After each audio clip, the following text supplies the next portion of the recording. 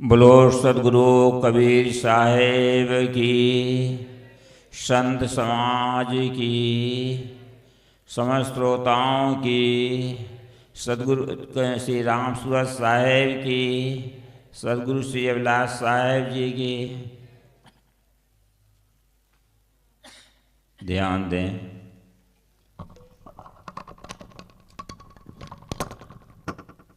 आप लोग इस प्रयागराज तीर्थ में उपस्थित,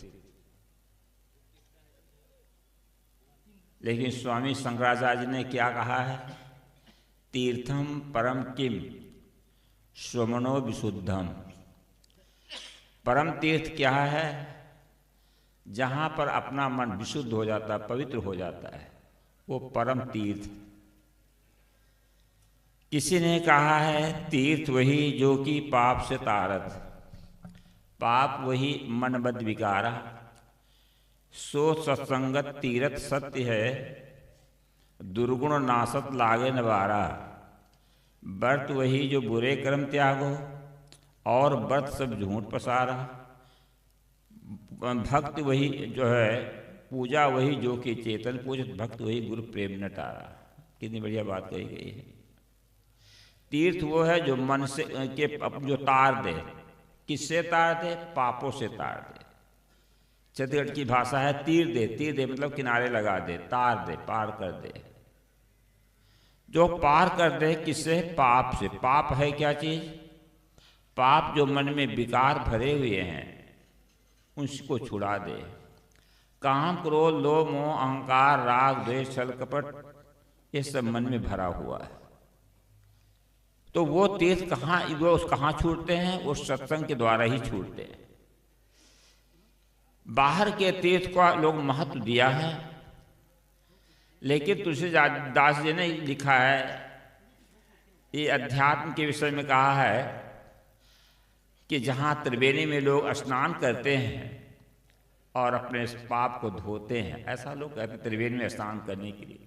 सभी लोग जाते हैं तीर्थ, उसमें स्नान करते हैं कि हम लोग आए हैं प्रयागराज में तो जरूर स्नान कर लें।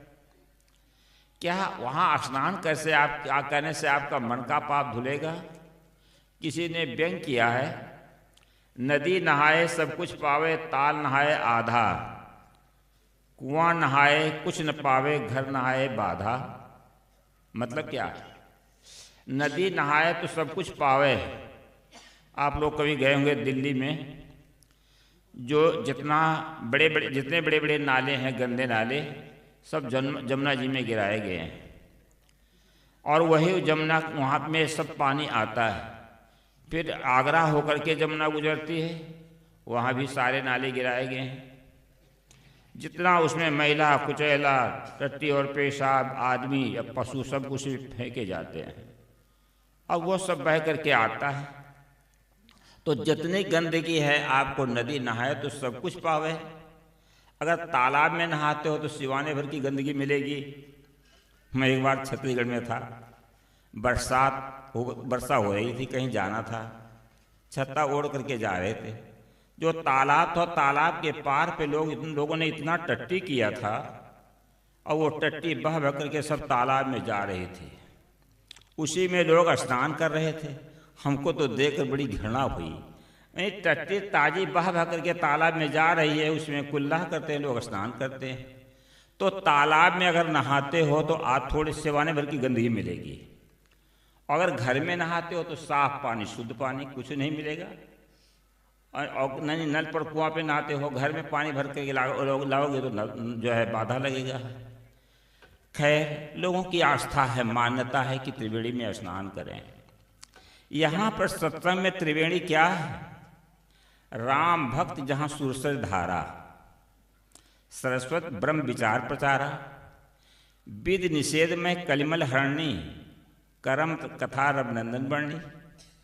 यहाँ देखो राम की चर्चा होती है, ये राम ही की चर्चा। वो राम तत्व कौन सा है? कभी साहेब का राम हृदय निवासी राम, हृदय बसेते है राम न जाना। जो हृदय में राम बसा हुआ है उसको लोग नहीं जानते। राम तत्व को हमें समझना है, जो रम रहा है। रामायण भी आप लोग पढ़ते होंगे, रामायण में आया है जैसे कि आपस में जब लोग मिलते हैं कहे जय श्री राम, जय जय राम, सीताराम। शिष्टाचार बस और शब्द प्रयोग करते हैं, नमो नारायण, सलाम वालेकुम, गुड मॉर्निंग, गुड नून इत्यादि का प्रयोग किया जाता है। आगे आ जाओ, आगे जगह खाली है, कुर्सी खाली। कबीर पंथ में साहेब बंदगी, सब लोग आकर के कहते हैं साहेब बंदगी। पहले जब राम को युवराज बनाने के लिए विचार किया दशरथ जी ने, उस समय सब लोग आते हैं तो उस समय भी शिष्टाचार चलता था। शिष्टाचार बस में क्या कहा जाता था, जय राम, जय जय राम, जय सीताराम नहीं कहा जाता था। उस समय में लोग कहते थे जय जीव। राम को युवराज बनाने के लिए विचार किया दशरथ जी ने, तो सभी लोग आते हैं तो प्रणाम करते हैं, कहे जय जीव शीस तिन नाये, भूप सुमंगल वचन सुनाए। जय जीव कह करके सब लोग प्रणाम करते हैं, जो आता है सो कहता है जय जीव, जय जीव, जय जीव, जैसे साहेबंदी किया जाता है। यह रामायण में जय जीव आया है अयोध्या कांड में। जब दशरथ जी से कैकेयी ने वरदान मांगा था कि राम को 14 वर्ष का वनवास और भरत को राजगद्दी, दशरथ को बड़ा कष्ट हुआ। कहा राम को वनवास न दिया जाए, लेकिन कैकेयी अपनी जिद पर अड़ी रही, नई बात मानी। दशरथ जी बहुत दुखी हुए, मूर्छित अवस्था में पड़े हुए थे। तो मंत्री पता लगाने के लिए जाता है कि क्यों नहीं आए दरबार में दशरथ जी। वहाँ देखते हैं दशरथ जी मूर्छित अवस्था में पड़े हुए थे। तो मंत्री जाकर के प्रणाम करता है, कहे जय जीव बैठ सिर नाई, देख भूप गत गयो सुखाई। वहाँ भी जय जीव कह करके प्रणाम करता है। जब राम को जंगल में पहुँचाने जाता है मंत्री, लौट करके आता है तो दशरथ जी को प्रणाम करता है, देख सुमंत जय जीव कही, कीन्हो दंड प्रणाम, सुनत उठ्यो व्याकुल निपत, कहा सुमंत कहा राम। जब मंत्री आता है और जय जीव करके कह करके प्रणाम करता है दशरथ जी को, तो मंत्री से कहते हैं दशरथ जी के राम कहाँ है। देखो जय जीव आया है, सन्मुख होए जीव जब मोही, कोष जन्म अग्नासो तो वही। तो उस समय में क्या कहा जाता है, जय जीव। और ये जीव को जो है संत महात्मा लोग राम कहते थे। रमनते योगनो यस्मन्नत रामा, योगी जन जिसके विषय में रमण करते हैं उसको क्या कहते हैं, राम। रमे निरंतर आत्मा सब घट आठो याम, याही ते संतन धरा राम तास का नाम। जो सबके घट के अंदर निरंतर रमण करता है, रमने के नाते उसका नाम पड़ा राम। राम ऐसा पवित्र नाम दशरथ जी ने सुना था, अपने प्रिय बेटे का नाम रखा था राम। राम की ख्याति को लोगों ने बढ़ाया तो उनको अवतार मान लिया गया और क्या क्या कहा गया। तो वो राम को सब लोग मानते हैं, और हृदय में जो राम है तो कवि साहब उसी राम को कहा है जो सबके हृदय में रमण कर रहा है। क्या राम के अंदर राम नहीं था? राम के अंदर भी राम था। कैकेयी मंथरा में राम था, भरत शत्रुघ्न में राम था, रावण में भी राम था। और जब राम नहीं रहेगा तो सही चल नहीं सकता। इस तत्व को हर व्यक्ति को समझ लेना चाहिए। तो लोग कहते हैं कबीरपंथी राम नहीं मानते। एक बार छत्तीसगढ़ में आज से करीब 45 वर्ष पूर्व की बात होगी, भ्रमण चलता था, जैसे सत्संग होता रहता था। कुछ लोगों ने कहा कबीरपंथी न राम माने, न मूर्ति माने, न तीर्थ माने। भक्तों ने हमारे पास कहा, हम कहा भाई देखो सबकी मान्यता अलग है। हिंदू भी मानता है, मुसलमान भी मानता है, ईसाई भी मानते हैं और सभी संप्रदाय के लोग भी मानते हैं। सबकी मान्यता अलग अलग है, हमारी भी मान्यता है। लेकिन हमारे पास आए कौन राम को वो मानते हैं, कौन राम को हम मानते हैं। कुछ लोग हमारे पास आए, हमने एक प्रश्न किया कि आप कौन से राम को मानते हैं।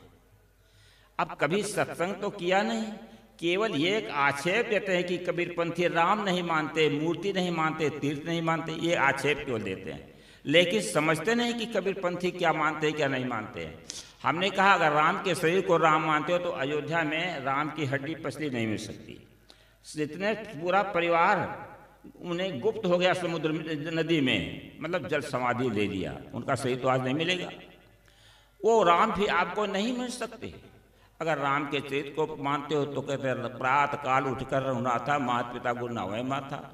राम एक पत्नी वाले थे, राम जो है नीतिज्ञ थे और सब गुण उसके अंदर हैं, वो मानना चाहिए। तो क्या उसको मानते हैं? तो वो भी राम नहीं मानते हो। अगर कहो कि राम जो है कौन से राम, तो कबीरपंथी ये कहता है, देखो यहाँ पर कितनी बात बताई जाती है, मातृ देवो भव, पितृ देवो भव, आचार्य देवो भव। माता देवी है, पिता देवता है, आचार्य देवता है, ये राम ने किया, इसलिए उनका लोग मानते हैं। अगर उनके चरित्र को राम मानते हो तो ऐसे मानना होगा। तो कहने का मतलब यह है, अगर आत्मा को राम मानते हो, जो कबीरपंथी मानते हैं आत्मा, जो अभी हमने शब्द क्या कहा, वो जीव ही राम है, ये आत्मा ही राम है। तो कबीरपंथी मानते हैं कि राम अनंत, अनंत गुण अमित कथा विस्तार, ये अनंत राम है और अमित गुण उनका है, विस्तार है उनकी कथा। तो इस राम को मानते हो, तो क्या कबीरपंथी राम को नहीं मानते? कबीरपंथी खटमल में राम मानते हैं। खटमल जू चीलर सभी बिच्छू सर्प जो होए, जीव जंतु छोटे बड़े मत मारो इनको है। क्योंकि मच्छर में भी राम है, मक्खी में भी राम है, हाथी घोड़े में भी राम है, हमारे अंदर राम है, नारियों के अंदर भी राम है, सबके अंदर राम रमा हुआ है। तो कैसे को तो कबीरपंथी राम नहीं मानते? कबीरपंथी मूर्ति को मानते हैं। आप उस मूर्ति को मानते हैं जो मूर्ति न चलती है, न फिरती है, न खाती है, न पीती है। किसी ने कहा है मंदिर में पड़ी मूर्ति कुछ खा न सकेगी, पूछो जो कोई बात तो बतला न सकेगी, पूछो जो कोई बात तो खामोश रहेगी, उठ करके चल दोगे तो कुछ नहीं कहेगी, रख दोगे खाने को फल फूल मिठाई, आ जाएगा चूहा तो कर जाएगा सफाई, मुखड़े से अपनी मक्खी उड़ा न सकेगी, मंदिर में पड़ी मूर्ति कुछ खा न सकेगी। खैर, आपकी आस्था तो मानते हो, लेकिन वो मूर्ति मानते हैं। यहाँ पर क्या माना जाता है कि जितने मूर्ति हैं, नारी और पुरुष की मूर्ति हैं, सब बैठे कि नहीं, जो मूर्ति है खाती है, पीती है, चलती है, फिरती है, उस मूर्ति को माना जाता है। तो क्या हम लोग मूर्ति नहीं मानते हैं? कितने मूर्ति हैं? 5 मूर्ति, 10 मूर्ति, 50 मूर्ति, 1000 मूर्ति, 100 मूर्ति। अब ये मूर्ति देखिए, मूर्ति है तो हम लोग मूर्ति नहीं पूजा करते हैं क्या? तो गुरु की पूजा होती है, संत की पूजा होती है, और आत्मा की पूजा होती है कि सबके अंदर आत्मा, सबके अंदर भगवान है, भगवान की पूजा करो।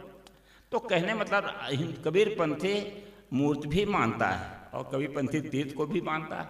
हम लोग तीर्थ में हैं कि नहीं? यहाँ कितने कबीरपंथी क्षेत्र लगे हुए हैं इस इलाहाबाद प्रयागराज कुंभ में, तो हम लोग तीर्थ में आए हैं कि नहीं? हाँ भाई, विवेक पूर्वक विचार पूर्वक काम किया जाता है, रोज स्नान करते हैं, ऐसी बात नहीं स्नान न करें। खैर, वो जैसे हमने अभी बताया कि नदी का पानी उतना शुद्ध नहीं है, तो हम यहाँ सब पानी नहाते हैं। आपकी भावना है तो आप शुद्ध मानते, कोई बात नहीं। तो राम भक्त जहाँ सुरसर धारा, जहाँ राम की भक्ति है, आत्मस्वरूप भक्ति है, ये जो है सुरसरी गंगा है, पापनाशनी गंगा जी हैं। तो ये राम की भक्ति बताई जाती है नहीं? देखो, जब से कि यहाँ कार्यक्रम होता है, आत्मा जड़ और चेतन का बोध कराया जाता है, उसकी बात होती है। अब 2 ही विषय है, जड़ और चेतन, आत्म और अनात्म। तो यहाँ राम की भक्ति बतलाई जाती है। सरस्वती क्या है? ब्रह्म विचार। ब्रह्म किसको कहते हैं? बृहत्वाद ब्रह्म, जो बड़ा है, महान है। वो कौन है? कहा जाता है अहम ब्रह्मास्मि, मैं ब्रह्म हूँ। ब्रह्म श्रेष्ठ, महान, तो वो ब्रह्म आत्मा है। अब इसकी जो है चर्चा हो रही है, तो कहने का भाव यह है कि इस ब्रह्म तत्व का विचार होता है। वो ब्रह्म नहीं माना जाता जो व्यापक कहते सर्वव्यापक है, लेकिन वो विवेक सम्मत सिद्ध नहीं होता है। और कहा बिन सत्संग विवेक न होई, बिना सत्संग के विवेक नहीं होता है। विवेक का मतलब क्या होता है? सही और गलत के ज्ञान का नाम। आज विवेक के अभाव में आदमी जाता है, मूर्ति के सामने हाथ जोड़ता है कि तुम्हें माता चे पिता, तुम्हें बंधु सखा, तुम्हें। देखो, विवेक का स्कूल ढीला है कि नहीं? ज्ञान का स्कूल। जिस माँ ने जन्म दिया, जिस पिता ने जन्म दिया, उसके सामने नहीं हाथ जोड़ पाता है। तुम माता हो, तुम पिता हो, तुम बंधु हो। अब ये बताओ, भाई को भाई नहीं कहने के लिए तैयार होता है, लेकिन उसको कहता है तुम बंधु हो, तुम मित्र हो, तुम माता हो, तुम पिता हो। ये विवेक क्या हुआ? ये माताएं क्या करती हैं? तुलसी के पेड़ के नीचे दीपक जला देती हैं, जहाँ पर बहुत से कीड़े आकर के उसमें डूब करके मर जाते हैं। कितना बड़ा पुण्य का काम हुआ। अरे, किसी गरीब के घर में दीपक जला दो, उसके घर में तेल नहीं है, तो वहाँ कम से कम प्रकाश तो कर दो। ये नहीं कर पाओगे, और वहाँ जो है तुलसी के पेड़ के लिए पूजा की जाती है, फूल चढ़ाते हैं। एक महिला थी, वो अपने ही शिष्या थी, बुलाई तो गए, लेकिन वो है कबीरपंथी, फिर भी क्या, एक पत्थर रखे हुए थे। पत्थरों भी कोई ठीक ठाक नहीं था, वो टेढ़ा मेरा पत्थर। अब वहाँ फूल चढ़ा हुआ है, अगरबत्ती जलती थी, और वहाँ जो है तो दीपक रोज जलाती थी। अब जरा विचार करो, पति के सामने दीपक नहीं जला पाई होगी, आरती नहीं कर पाती होगी, लेकिन अब उससे क्या होता है? पर विवेक की आँख खोले तब ना। विवेक की आँख ढकी हुई है, और ये आँख खुलेगी कहाँ? ये सत्संग के द्वारा।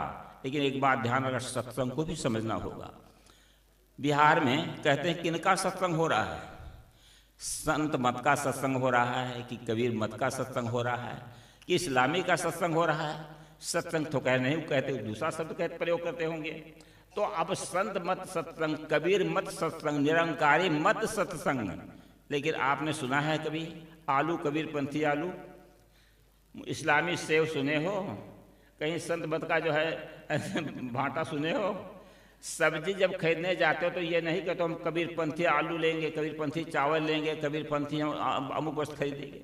कोई संत मत वाला होगा तो ये नहीं कहेगा कि हम अमुक मत की सब्जी लेंगे, अमुक मत की वस्तु लेंगे। तो कहने का भाव ये है, लेकिन सत्संग होता है, कहने किनका है? संत मत का सत्संग। वो सत्संग का जनाजा निकाल दिया गया है, कबीर मत का सत्संग। अब झूठी झूठी बातें घिसी पिटी चर्चाएं होती है तो क्या वो सत्संग हुआ? सत्संग जहाँ कहा गया सत्य धन संग सत्संग, जहाँ पर सत्य सत्य का निर्णय होता है वो सत्संग कहलाता है। अब जरा विचार करना सत्संग को, आप लोग जजमेंट देंगे। मैं तो कहा करता हूँ मंच जो कुर्सी ये बैठे चौकी पे, वो सब चौकीदार हैं। चौकीदार गुहार लगाता है, जगाता है। हम देखो 15 प्रांत में जाते हैं और भी संत विभिन्न प्रांतों में, सदगुरु शिवलाल साहब जी विभिन्न प्रांतों में जा जा के जगाते रहे। तो ये जगाते हैं और आप कौन है? जिम्मेदार। जिम्मेदार पर बैठा कौन है? क्या है? जमींदार। जमींदार बड़ा होता है कि चौकीदार बड़ा होता है? चौकीदार केवल जगाता है आप लोगों को, तो आप जिम्मेदार जजमेंट देंगे। हम लोग को जो कुछ बोलते हैं तो आप भी जजमेंट देंगे कि सही क्या है और गलत क्या। आप भी जज हैं, निर्णय करने वाले हैं, लेकिन निष्पक्ष हो जाए तब। अगर पक्ष पकड़ लोगे किसी का तो जो है ये जजमेंट नहीं दे सकते हैं, लेकिन लोग पक्ष पकड़ लेते हैं। गुरु का पक्ष, परंपरा का पक्ष और किताब का पक्ष जो पकड़ेगा उसका सत्य द्रोही हो जाएगा, उस निर्णय नहीं कर सकता है। अगर निष्पक्ष होकर के यहाँ पर विचार करोगे तो सदगुरु कबीर साहब का कैसा दर्शन था इस पर आप समझ सकते हो। तो 2-2 5 होता है कि 2-2 4 होता है?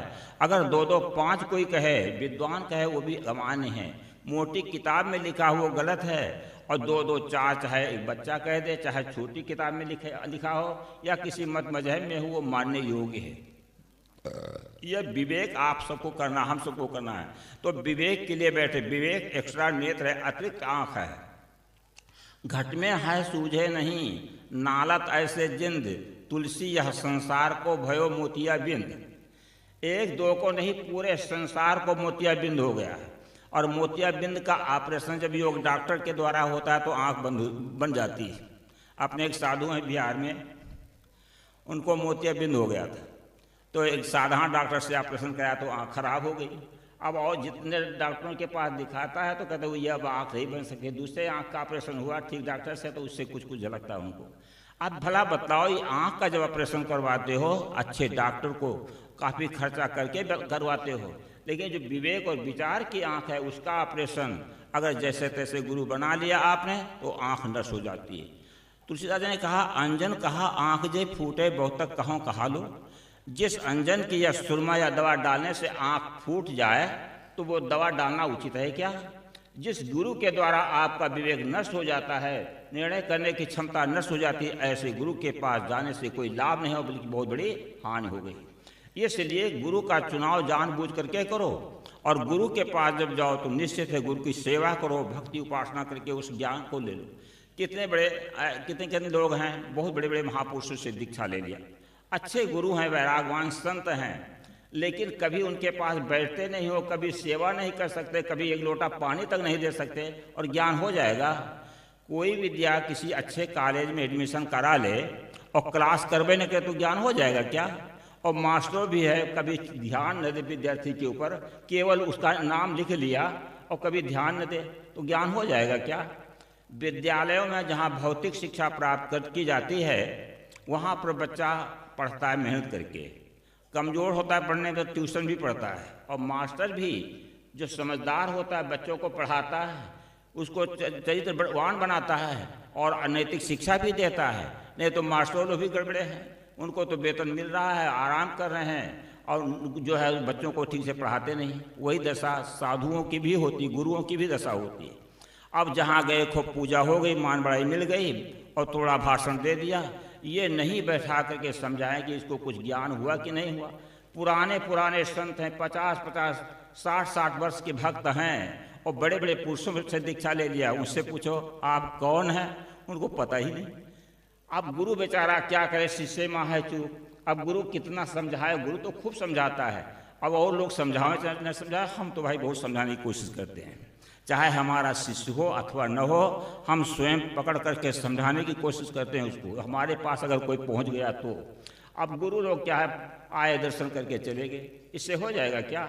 और आप भी सेवा नहीं करोगे तो उससे लाभ मिल जाएगा क्या? मैं उदाहरण देता रहता हूँ, सुन लो उदाहरण। एक भक्त था, उसके यहाँ गुरु जी आए, तो गुरु जी को सेवा करता था, नहलाता था, लाओ गुरु जी को स्नान करा दें। इतने लोग जितने बैठे होंगे, कितने लोग होंगे जो गुरु जी को स्नान कराया होगा, कपड़ा धोया होगा? किया है कभी? माला तो पहन लिया, लेकिन कभी नहीं हुआ होगा लाओ हम गुरु जी की सेवा कर दें। तो वो भक्त स्नान करा रहा था, भले भैंसा को धो लिया होगा, बाल बच्चों के नाक थूक साफ कर लिया होगा, लेकिन किसी साधु जो असहाय है, कमजोर है, उसकी सेवा नहीं कर सके, कभी गुरु की सेवा नहीं कर सके। तो वो खैर नहला रहा था गुरु जी को, उसकी लंगोटी फट गई थी गुरु जी की। गुरु जी ने कहा, बेटा लंगोटी फट गई है। भगत ने कहा, गुरु जी सब बैसाख में आइएगा तो लंगोटी ला दूंगा। अब गुरु जी की लंगोटी अभी फट गई, वैसाख बुला रहा है। पत्नी बड़ी समझदार थी, कहीं की पत्नियां ठीक होती हैं, गड़बड़ पुरुष गड़बड़ होते हैं, कहीं पुरुष ठीक होते पत्नियां गड़बड़ होती हैं, लेकिन पत्नी समझदार थी कि गुरु जी को एक बित्ता कपड़ा लंगोटी की आवश्यकता है, लेकिन भगत जी कहते हैं बैसाख में आइएगा, तब तक गुरु जी बिना लंगोटी के रहेंगे। कमर में रस्सी लगा देते थे और एक लंगोटी लगा लेते थे कपड़े का। तो पत्नी ने क्या किया, समझाने की दृष्टि से वो मक्कर करके रोने लग गई, आंख से आंसू गिर रहे हैं। नारियों के तुरंत आंसू गिरने लग जाते हैं। कहावत है, गाड़ी का चक्कर और मेढ़ी का मक्कर और भेड़ा का टक्कर बड़ा जबरदस्त होता है। भेड़ा टक्कर मारता पालते हैं तो कहते हैं डू आएगा, पैर में ठोकर मार के चला जाएगा, नहीं तो मारेगा। तैसे ही नारियों का मक्कर बड़ा कठिन होता है। खैर आप लोग जानते हैं, हम लोग दूर से अनुभव करते हैं, आप लोग निकट से अनुभव कर रहे होंगे। तो रो रही है तो डॉक्टर को बुलाया है, डॉक्टर दवा दिया, लेकिन बीमार थोड़े थी, फिर रो रही है। सोखा बैगा बुलाया गया, झाड़ फूंक किया तो भी ठीक नहीं हुई। पंडित जी बुलाए गए, ग्रह दशा देखे तो भी ठीक नहीं हुई। उसने कहा, एक बार मनौती किया था 5 साधु को भंडारा देने के लिए और बस दान करने के लिए कहा था, वो काम नहीं हो पाया। बेचारा 5 साधु को ढूंढ करके लाया, खीर पूरी सब्जी का भोजन कराया और 30-35 मीटर कपड़ा ला करके अचरा लंगोटी और साफी सब महात्माओं को उसके हाथ से दान करवाया। अब वो ठीक हो गई, ये करवाना था। गुरु जी के पास जाती है, कहा, गुरुदेव भगत जी किसके चेला हैं? अब हम लोग कहते कोई दीक्षा तो कहते हमारे चेला हैं। चेला हैं कि चैला हैं पता नहीं लेकिन कहा हमारे चेले। गुरु जी के भक्त लड़की स्त्री ने कहा, महाराज आप झूठ बोलते हो? कहा, मैं झूठ कभी नहीं बोलता। अरे कहा, जब आपको एक बित्ता कपड़े की आवश्यकता थी तो भगत जी ने कहा बैसाख में वादा किया, बैसाख में आइएगा, और हमने कहा तो कई हजार रुपया जो है खर्चा कर डाले। तो आप ये जजमेंट दे गुरु जी कि आपके चेला है कि हमारे चेला है। तब गुरु जी ने कहा, नहीं भाई, असली चेला तो तुम्हारे। अब ये भला बतलाओ, स्त्री के चेला बनोगे, स्त्री पुरुष की चेली बनेगी तो क्या होगा? 2-4 बेटी बेटा होंगे, जिंदगी उलझ करके रह जाएगी, जिंदगी भर रोओगे। और गुरु के चेला बनो तो देखो दोनों हाथ में लड्डू है, लोक और परलोक दोनों बनता है। इन साधु को देखो, आगे सोच ल पाछे गुन्ना, कहे कबीर बैठ रहो मुन्ना। गुरु संत की सेवा किया, इसका फल देखो तुरंत मिल रहा है कि नहीं मिल रहा है। और आप लोग जो संसार की सेवा करते हैं उसमें क्या मिलता है? सज्जनों, खैर परिवार में है, सेवा करना पड़ेगा, लेकिन गुरु संत को भी समझो, अध्यात्म को भी समझो, परमार्थ को भी समझो, और इसको करते रहना चाहिए। तन और मन और धन से ये सेवा करना चाहिए। सेवा से मेवा, टाह से महल, जुक्ति से मुक्ति प्राप्त होती है। तो कहने का भाव ये है कि परमार्थ में लगो, गुरु सेवा करो, जिसका फल बड़ा अनमोल होता है। तो कहने का भाव यह है, गुरु समझ बूझ के करें और गुरु के ज्ञान को लें, अपने जीवन में उतारने की कोशिश करें। और उसके लिए देखो बहुत सी बातें बतलाई जाती हैं। ध्यान अभ्यास में बैठना, रोज कुछ करना, 2 टाइम 3 टाइम रोज भोजन करते हो तो कम से कम 2 टाइम 3 टाइम बैठा करो, कुछ आंख मूंद करके। ना भी मन रुके तो भी बैठने का एक अभ्यास बनाओ। आप ही घर के बच्चे भी बैठेंगे। अगर आप ध्यान में बैठे हैं तो दूसरे लोग देखेंगे कि नहीं भाई ध्यान बैठे हैं। अब आप कहाँ पर हैं? आप साक्षी हैं उसके, लेकिन दूसरा देख करके अनुकरण करता है। लेकिन शांत रहो, ध्यान बैठे, और इसमें बैठना अनिवार्य है। बाहर की तरफ मैं कहा करता हूँ, बहिरात्मा, अंतरात्मा और परम आत्मा, अभी आप लोगों ने थोड़ा सा सुना था कि अंतर की यात्रा करो। हमारी यात्रा, क्योंकि हमारी इंद्रियां बाहर की ओर खुली हैं, आँख नाक कान ये सब बाहर की ओर हैं, तो बाहर की तरफ दौड़ हो रही है। कोई वो भी क्रिया करना पड़ेगा आपको, लेकिन अंतर की क्रिया भी करना है। सब की तरफ से क्रिया को बंद करके अंतर्मुख हो। जब आप मन इंद्रियों का संयमन करते हो तो अंदर में मन चलता है, मन दौड़ता है। अब वो मन जो है क्या, पांचों विषयों का उपभोग किया है, उनके संस्कारों का जो समुच्चय अंतःकरण में टिका हुआ है, वो जो मनन होता है तो वही मन कहलाता है।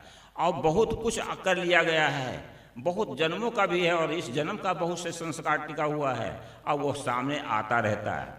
साधक साधना करता है, गुरु के द्वारा यही भजन का भेद लिया जाता है, तो गुरु इस भजन का भेद बतलाता है। तो जब साधना करते तो मन इधर उधर जाता है, तो अब मन का साक्षी बनने की कोशिश करें। फिर मन का साक्षी बने, और साक्षी तब तक है जब तक मन है। बोलो, जब तक मन है तब तक जो है उसका साक्षी बनना है। लेकिन अगर अभ्यास हो जाता है तो जब साधना बैठोगे तो उसमें मन भी कुछ नहीं कर पाएगा, तो उस समय शांत हो गए। तो वही कहते हैं केवल, केवल अकेला। तो इस प्रकार से केवल दशा में आने की आवश्यकता है। तो जब स्थिति कुछ मिल जाती है, प्राप्त हो जाती है, तो उसको कहते हैं परम आत्मा। आत्मा तो वही है। जब बहिरंग वृत्ति उसकी होती है तो बाहर क्रिया करता है, और जब अंतर्मुख होने की प्रयास करता है तो उसको कहते हैं अंतर आत्मा। और जब वह परिपक्व कुछ अवस्था हो गई, जिसको कहते हैं सहज समाधि कहा जाए और कुछ कहा जाता है, तो उस स्थिति में जब आप आ जाते हैं तो वही हो जाता है परम आत्मा। आत्मा प्रशुद्ध हो गई और वही परम आत्मा हो जाती है। इसके लिए हम लोगों को प्रत्येक दिन बैठना चाहिए, सभी लोगों को। अब कोई कहता है कि हमारा मन नहीं रुकता है, मन को इतना जो है दौड़ा रहे हो, संसार में इतना मन का जखेड़ा कायम कर दिया है, और कभी मन रोकने का अभ्यास किया है क्या? गुरु संत के पास बैठ करके कभी साधना की बात सोची है, सुनी है? बैठ करके पूछो। जब संत गुरु आवें उनके पास जाओ तो उनसे पूछो। मैं कहा करता हूँ, गाय भैंस पालते हो तो दूध निकालते हो, नौकर रखते हो तो उससे काम लेते हो, और साधु की सेवा करते कि वारो तन मन धन सब पद पर खावन हाथ, तो साधु से क्या लोगे? जो संतों के पास ज्ञान का कोष है, और वो जो भ्रमण करके अध्ययन करके एकांत साधना करके जो ज्ञानार्जन कर रखा है, वो ज्ञान के कोष को जो है तो उनसे निवेदन करके बंदी करके प्रणाम करके लेने की कोशिश करना चाहिए। कितनी माताएं हैं, खैर सेवा तो खूब करती हैं, कि साधु गुरु आए हैं बैठ करके सुनेंगी नहीं उनके पास, और सेवा तो खूब करते हैं। मैं पंजाब में गया, एक माता बढ़िया बढ़िया भोजन बना रही थी। हमने कहा माता जी हमारे भंडारी को दे दो, सामान बनाएंगे और कुछ बैठ करके सुनो। कहा सेवा करने का मौका मिला तो सेवा में कर रहे हैं। हमने कहा 2000 किलोमीटर से आए हैं भोजन करने के लिए, क्या हमको भोजन बिहार में नहीं मिलता है? क्या अन्यत्र भोजन नहीं मिलता है कि हम आपके यहाँ भोजन करेंगे? जो संतों से लेना है तो बैठ करके सुनो। तो मैंने सामान दे दिया, हमारे भंडारी भोजन बनाने लगे, और वो बैठी तो उनको कुछ समझाया, कुछ दीक्षा उक्षा भी दी। अब सुनोगे नहीं तो ज्ञान होगा कहाँ से? अब संत महात्मा आए को खूब खिला पिला दिया अच्छी तरह से, और उसी के पास बैठ करके न कुछ पूछते हो न सुनते हो, तो क्या लाभ मिलेगा आपको? इसलिए साधु गुरु आए तो उनसे पूछो। एक बात और ध्यान रखो, जहाँ कहीं आश्रम वगैरह होता है वहाँ पर भक्तों की भक्ति भी नहीं बन पाती। महात्मा लोग आएंगे, आश्रम पर ठहरेंगे, अब आपका क्या लाभ होगा? भले आप भोजन करा दो, पूजा भी दक्षिणा दे दो, लेकिन बच्चों पर क्या प्रभाव पड़ेगा? अगर महात्मा घर में रहेंगे तो बच्चा से कहेंगे, प्रणाम करेंगे संतों को, कहेंगे अपने माता पिता के भी प्रणाम करो, माता पिता की भी आरती करो। अब उनको शिक्षा दी जाती है। देखो बच्चों का हृदय कोरा होता है, उस पर संस्कार दिए जाते हैं। मनुष्य को संस्कार दिया जाता है, पशु पक्षी कीड़े मकोड़े खान के जितने जीव हैं उनको संस्कार नहीं दिया जाता है, तो मनुष्य के लिए संस्कार दिया जाता है। ये संस्कार बच्चों में देना चाहिए। इसके लिए समय समय से माता पिता को चाहिए बच्चों को स्कूल में पढ़ावें तो सही, लेकिन सुबह शाम बैठ करके उनको संस्कार दें, तो उनका समाज अच्छा बनेगा, परिवार अच्छा बनेगा। बोलो सद्गुरु देव की जय।